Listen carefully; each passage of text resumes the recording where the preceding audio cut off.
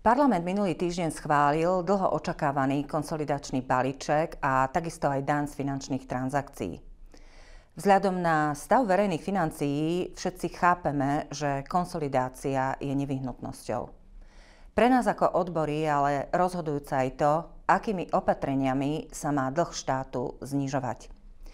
Odborový zväz KOVO má výhrady tak k procesu, akým boli uskutočnené konsolidačné opatrenia prijaté, a tiež k obsahu samotného konsolidačného balíčka.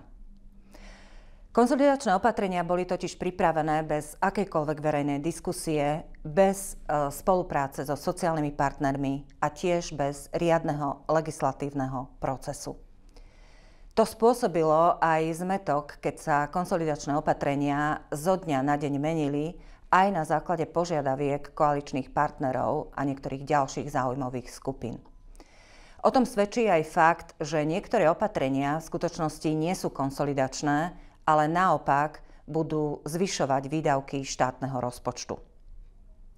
Z hľadiska obsahu považujeme tento konsolidačný balíček za značne nevyvážený, keďže až 80% opatrení sa týka zvyšovania príjmov štátneho rozpočtu a zhruba len 20% počíta so šetrením nákladov štátu, a aj to vlastne úsporou hlavne personálnych nákladov na zamestnancoch verejnej a štátnej správy. Navyše oproti avizovanej konsolidácii vo výške 1,7 miliardy eur napokon majú konsolidačné opatrenia priniesť až 2,7 miliardy, ale bez dostatočného zdôvodnenia toho, na čo má byť táto dodatočná 1 miliarda využitá. Schválené opatrenia zaťažia predovšetkým pracujúcich, rodiny s deťmi a samoživiteľov.